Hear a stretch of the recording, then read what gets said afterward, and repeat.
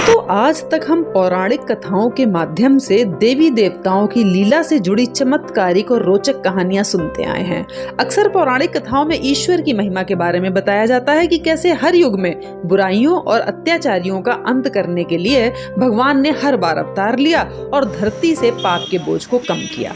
मगर आज हम आपको देवी देवताओं की नहीं बल्कि एक ऐसे भक्त की कहानी के बारे में बताएंगे जिसकी भक्ति को दुनिया नमन करती है, और ये कहानी है हमारे बाबा जित्तो की। इस समय मैं पहुंच चुकी हूँ जित्तो बाबा के मंदिर में, और जित्तो बाबा जो है वो कहा जाता है माँ वैष्णो के परम भक्त और बाबा गोगाली के परम भक्त। और यहाँ पर उन्होंने माँ वैष्णो देवी ने स्वयं आकर एक छोटी सी बच्ची के रूप में जन्म लिया था। यहाँ पर जन्म लिया था एक जलधारा से, और उनकी पगड़ी में जन्म लिया। और हम आपको पूरी डिटेल में कहानी बताएंगे, पूरा मंदिर भी दिखाएंगे। तो चलिए चलते हैं मंदिर के अंदर और यहाँ के जो पंडित जी हैं उनसे करेंगे सारी बातचीत। और देखिए बाहर कितना सुंदर सा पूरा बना हुआ है, ये बहुत हरियाली है और बहुत दूर वो बाबा जित्तो की बहुत बड़ी सी मूर्ति है, वो भी पास चल के देखेंगे। लेकिन पहले हम चलते हैं मंदिर में।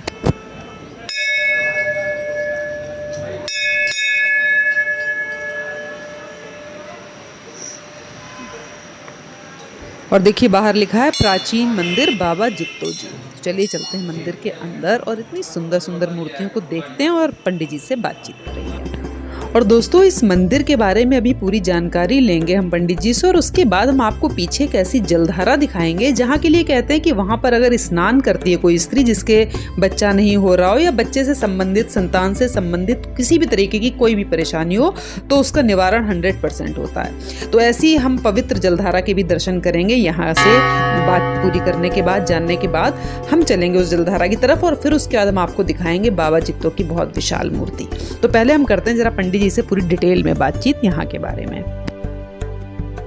बाबा जी, ये बाबा जी की मूर्ति है, वो दिल्ली वाली है बाबा जितमल जी, ये माँ वैष्णो देवी के परम वैष्णो देवी का जी। यहाँ से हर रोज दरबार जाते हैं, यहाँ से हर रोज आना। तो 12 साल के बाद माँ वैष्णो देवी इनकी भक्ति पे खुश होती है, कहती है भक्त जो मांगना चाहते हो मांग लो, मैं आपकी भक्ति पे इतनी खुश हूँ। तो बाबा जी ने बोला कि मुझे किसी भी चीज़ की ज़रूरत नहीं है, मैं सिर्फ मेरे गांव में जल नहीं है, मैं आपके चरणों का जल लेने आता हूँ और एक आपके दर्शन करने आता हूँ। तो माँ मुझे कोई भी ज़रूरत नहीं है। तो उन्होंने कहा कि आज मैं आपको खाली नहीं जाने दूँगी, कुछ तो कुछ मेरे दरबार से मांगो। तो उन्होंने कहा माँ अगर देना ही है तो ये 2 चीज़ें मैं लेने आता हूँ, आपके दर्शन करने आता हूँ, एक आपके चरणों का जल लेने आता हूँ। तो माँ ने एक त्रिशूल दिया था कि जहाँ चाहोगे ये लगाना और वहाँ पे जल। तो उन्होंने कहा मेरा पहाड़ी एरिया, बरसात का मौसम है, कहीं भी थोड़ा सा खोदूंगा तो जल निकल आएगा, मुझे कैसे पता चलेगा कि ये माँ वैष्णो देवी के चरणों का जल। तो माँ ने कहा जैसे आप चाहोगे वैसे हो। तो पहले यहाँ पे त्रिशूल जल लगाया, तो वहाँ पे दूध की धारा है। तो बाबा जी तो समझ गए कि माँ वैष्णो देवी का। एक माँ ने कमल का फूल दिया था कि जब नहाओगे तो अपनी पगड़ी में रखना। उन्होंने ये नहीं बताया कि मैं किस रूप में आपको दर्शन दूंगी कैसे। तो नहाते नहाते 1-2 हफ्ता हो गया। तो जब वो पगड़ी रखते थे, उस पगड़ी में फूल रखते थे, एक दिन उसमें नहा के जब बाहर आए तो पगड़ी में कन्या खेल रही छोटी सी। ओ, पगड़ी के अंदर जी, जो ये बाबा जी के साथ जो बुआ पौड़ी है, क्या इतनी खिलौने किस वजह से? ये भी मैं बताऊंगा आपको। तो ये कन्या खेल रही है, वो लेके सारे गांव में उन्होंने सोचा कि कोई और लेडीज कोई बच्चे वाली आई होगी, तो उसको जगह नहीं मिली, मेरी पगड़ी में छोड़ के आई है, कन्या है। अब छोटी कन्या तो सबको प्यारी होती है कि ऐसे कहाँ छोड़ेंगे। तो उन्होंने लेके सारे गांव में घूमती है कि जिसकी भी कन्या है ये ले लो, भूखी प्यासी है, मैं ना मेरे घर में वही औरत है, इसको दूध वगैरह चाहिए, तो कैसे होगा इसका पालन पोषण किस तरह से होगा। तो फिर वो बैठते हैं थके हारे, तो ऐसे ही माँ उनको जगाती है कि ये मेरा ही रूप है। तो उन्होंने कहा जैसे दिया है वैसे ही ले जाओ, मैं कैसे पालूंगा इसको, औरत के बिना तो बच्चा पल नहीं सकता है। तो तब कहती है कि अब सुनी सुनाई बात है कि तब कहते हैं कि बाबा जी को खुद का दूध जो चल पड़ा था बाबा जी ने उस कन्या को पिलाया जी। तो उसी वजह के सबसे ज़्यादा महानता इस मंदिर की ये है, जिनकी घर संतान नहीं होती, जहाँ होती है गुजरती जाती है, उन औरतों को यहाँ पे थोड़ा विधि विधान से पूजा करवाते हैं। हाँ, पूजा करवाते हैं, उनको स्नान करवाते हैं, उनकी मानता करवाते हैं, उनसे फल चढ़ाते हैं, वो उनकी गोदी में डाला जाता है। तो बाबा जी की कृपा से उनके घर में झोलियाँ हरी भरी कर देते हैं। बोल सच्चे दरबार। तो इसीलिए सारे बच्चों की जिनका मुरादें पूरी होती है, जो होता है वो चढ़ा के जाते हैं। तो सबसे ज़्यादा ये है कि ये आप जो पूछ रहे हैं, ये बुआ थी जो खेलती थी इनसे ही। अच्छा। तो तब से ये कि बुआ के जिनकी मान्यता पूरी होती है वो ब्राह्मणों को भोजन करवाते हैं। बाबा जी के लिए धोती कुर्ता हो गया, जैसे मान्यता करवाते हैं। बाकी आगे ये होता है कि बंदे की हैसियत भी होनी चाहिए कि वो क्या कर सकता है। जो हमारी विधि है वो हम बताते हैं और उनको बाद में ये भी बता देते हैं कि आप जो मन से कर सकते हैं। ये नहीं है कि किसी का मन दुखा के तो जो आपकी श्रद्धा हो, जो आपकी समर्थ हो। हाँ बिल्कुल, जो आपकी आप कर सकते हैं वो आप करिए। बाबा जी से बोलिए कि बाबा जी, ये बाबा जी हमारे जी और ये इनके बाबा साथ में चितमल जी, ये माता रानी, ये माँ वैष्णो देवी का वैष्णो अवतार माता का बुआ कोड़ी। हमारी ठोगरी भाषा में छोटी बच्ची को बोलते हैं बुआ, जैसे आप गुड़िया वगैरह बोलते हैं ना, तो ठोगरी भाषा में हमारे जैसे तो इनका नाम ही बुआ बुआ बढ़ गया। ये प्यार से जो भी बोलता था बुआ के नाम तो से। ये इनके यहाँ पुत्री रूप में रही सकती जी है जी ना? जी, माँ वैष्णो देवी बच्ची के रूप में इनके घर आई। तो और उधर उस साइड में किसकी? ये गोगा पीर है जो वहाँ से हाँ, गोगा जी के मंदिर से हम अभी होके आए हाँ। चामुंडा मंदिर से। ये तलसनी, हाँ। ये गोगा महाराज जी, इनको जहार पीर भी बोलते हैं। हाँ, अच्छा। तो वहाँ से आके इनको स्नान करवाते थे, जैसे कुलदेव होते हैं ना, जैसे आप यहाँ से जल लेके जाते हैं या कहीं से भी तो उनको स्नान करवाते हैं। इनके कुलदेव थे ये गोगा पीर। वहाँ से आके जल ला के इनको स्नान करवा के एक टाइम की रोटी खाते थे, खेती बाड़ी का काम करते थे बाबा जी। जी, कहानी तो वैसे बहुत लंबी है इनकी। इनका जम्मू में झिड़ी में भी इनका ये गांव छोड़ के चले गए थे, थोड़े घर में आपस में थोड़ा हो गया था तो ये गांव ही छोड़ के चले गए थे। तो वहाँ पे एक वीर सिंह मेहता उससे जगह ली, तो वो एक लोहार था, पहले लोहार के कर कि मेरे को कहीं रहने की जगह दे डाल दीजिए कि मैं जहाँ पे रह सकूँ और थोड़ा खेती बाड़ी का काम करता हूँ। तो वो राजा था, वो जब उनका मित्र गया कि राजा जी एक बंदा आया अगार बाबा जी तो पंडित है, तो वो बोलता है मैं खेती बाड़ी का काम करता हूँ तो मुझे थोड़ी सी खेती बाड़ी। आगे राजा बोलता है कि ये पंडित है, पंडितों का काम होता है कि मंदिर में दे दो एक मंदिर इसको, तो जो कि मंदिर में काम करता रहे। अब पंडितों का काम ही मंदिर में है, जो चढ़ेगा वो खाना है। तो अब कोई और कास्ट का होगा उसका काम अलग है। अब हम पंडित हैं तो हमारा पंडित का ही काम है, जैसे भी करेंगे, चाहे इस बेस में करेंगे कुछ भी बेस में करेंगे तो हमारा काम ही ये चीज़ है। तो उसके बाद में उन्होंने बोला नहीं, उन्होंने बोला एक जार दे दो, एक जंगल सा दे दिया। उन्होंने जो सांप बिच्छू निकलते वो उठा के बाहर और सबके अच्छा बना दिया, एकदम बढ़िया सा। हाँ, खेत एकदम लाइक कर दिया कि खेती हुआ है। अब बीज कहाँ से लेंगे? अब वो गए और किसी से होगा ना अच्छा अच्छा छाट के अपनी खेत में लगा दिया और जो बचा था छाट के वो दे दिया इनको, और वो उन्होंने अपने खेत में लगा दिया। जब वो लगाते हैं सबकी फसल इतनी इतनी और बाबा जी की इतनी इतनी हो गई बड़ी बड़ी। तो इसलिए राजा का थोड़ा मन लालची हो गया, जब कटवाई हुई सब कुछ हुआ तो का तो ढेर लग गया। और क्योंकि ये माँ वैष्णो देवी के तो थे तो राजा जी का मन थोड़ा लालची हो गया, राजा जी लूटना शुरू हो गया, उस वजह की इनका आपस में हो गया। तो इन्होंने खुद दे त्यागन कर दिया था, खुद ही देते हैं। जी जी बोल सच्चे दरबार की जय। यहाँ मंदिर के बारे में पूरी जानकारी लेने के बाद हम पीछे के दरवाजे से आए हैं प्रांगण में पीछे की तरफ, जहाँ पर स्थित है वह जलधारा। तो हम चलेंगे अब जलधारा की तरफ, लेकिन उससे पहले देखते हैं यहाँ पर क्या है। ये सारी जो लिखी हुई है बाबा जित्तो के बारे में पूरी कहानी लिखी हुई है, उनका संक्षिप्त कहानी कह सकते हैं। बाकी तो पंडित जी ने आपको भी बताया ही है। तो ये उनकी संक्षिप्त कहानी है। और यहाँ से वो रास्ता जाता है जहाँ पर हम जाएंगे, वो जो उन्होंने 5 धारा बताई हैं जहाँ से माता वैष्णो उनको पगड़ी में मिली थी, तो इस जगह पर उनका जन्म बताया जाता है। तो चलिए करते हैं उस धारा के दर्शन। जल लेने जाना।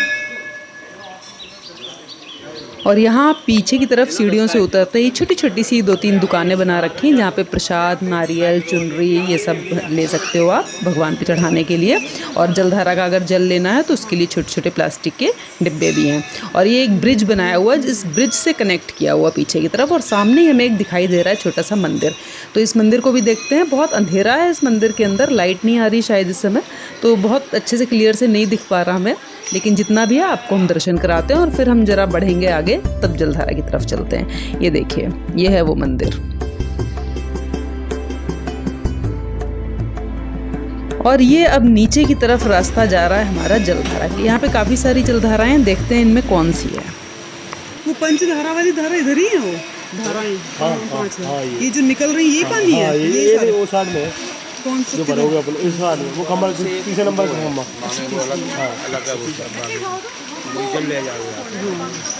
वो कह रही थी उसको कि जो बच्चा सूखेगा और जिसको सूखा होता है तो वो कौन सी वाली धारा है? वो जो तीसरे नंबर के अंदर होता है। हमें कौन सा नंबर की धारा है?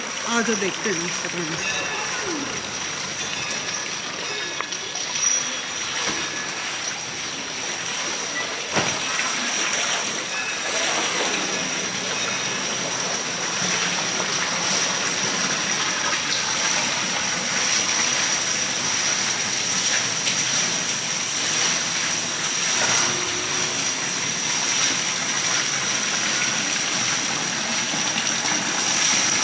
ये वाली है। तो दोस्तों ये है वो वाली धारा जो पंडित जी ने बताई है, जहाँ के जल से बताते हैं कि यहाँ पे वैष्णो माता का उनकी पगड़ी में जो उद्गम हुआ था वो इस धारा की बात कर रहे थे। तो यहाँ का बताते हैं कि बच्चे को नहलाओ या किसी स्त्री के जिसके बच्चे ना हो रहे हों तो यहाँ पे स्नान करा के और जो भी यहाँ का पूजा पाठ होता है वो करा के जो भी समस्याएँ होती बच्चे की या माँ की वो सही हो जाती है। इसकी बहुत ही मान्यता है। इसी जलधारा के बारे में हमें पंडित जी ने सारा डिटेल में बताया था कि यहाँ से वैष्णो माता की उत्पत्ति हुई थी। तो ज़रा पंडित जी के मुंह से ही सुनते हैं कि उन्होंने यहाँ के बारे में क्या बताया था हमें। जिनका यहाँ पे इनका जन्म हुआ है माता रूप जी जी पगड़ी के अंदर। हाँ, तो वहीं पे उन औरतों को हम स्नान करवाते हैं। जी जी हाँ, और थोड़ा सा विधि विधान कोई होगा तो उनको बोला है घर से पुराना कपड़ा लेके आए, उनका ही होना चाहिए कि एक कपड़ा हो जो कि वहाँ पे लगा के नहाना है। उसमें हम जहाँ से थोड़ा सा सतनाज वगैरह बोलते हैं हम, वो होता है। जैसे कोई छाया वाया होती है जहाँ कुछ किया कराया तो सब बाबा जी की कृपा से होता है कि बोलोगे हमारे पास कुछ है। हम सिर्फ ये है कि जैसे बुजुर्ग बैठते हैं वो विधि बताते हैं कि हम भी बता रहे हैं, तो करने वाले सब बाबा जी। वो तो है जी, उन्हीं के जय और दोस्तों इसी जलधारा के ऊपर है एक शिव जी का मंदिर। तो चलिए चलते हैं, करते हैं दर्शन शिव जी के। और बाहर देखिए नंदी बाबा जी बैठे हुए हैं और अंदर चल के हम आपको कराते हैं शिवलिंग के दर्शन। ओम नमः शिवाय। शिव शिव शिव शिव शिव शिव शिव शिव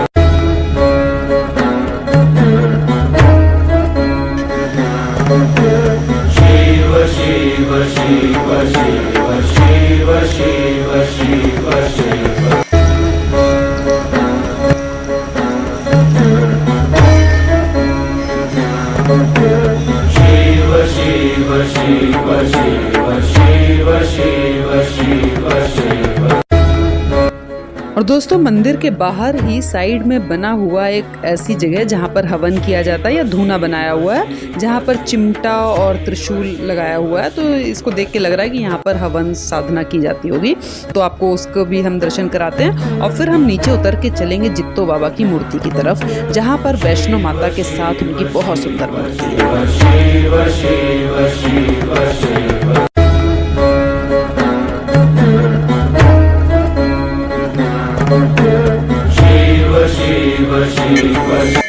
और चलिए अब हम चलते हैं वैष्णो माता की मूर्ति को देखेंगे, जित्तो बाबा की मूर्ति को देखेंगे। और ये वही मंदिर है जो हमने भी आते हुए देखा था लेफ्ट साइड में।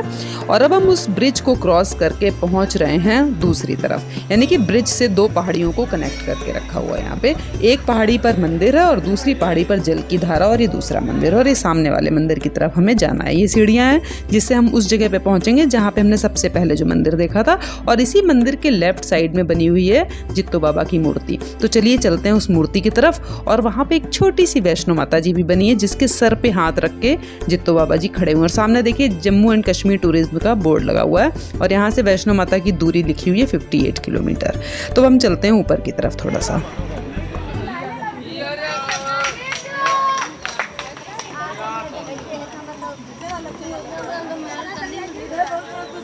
मम्मी कहाँ है रे?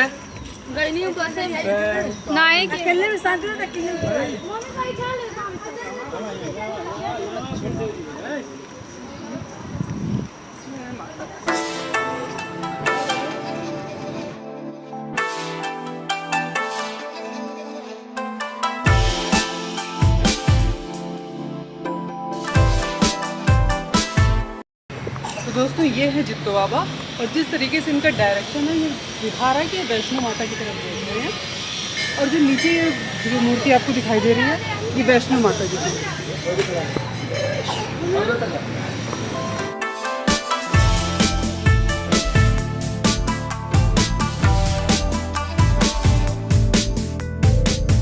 तो दोस्तों इस प्रकार हमने पूरे मंदिर के दर्शन अब कर लिए हैं और उम्मीद है कि आपको ये दर्शन बहुत अच्छे लगे होंगे और जित्तो बाबा के दर्शन बहुत अच्छे लगे होंगे।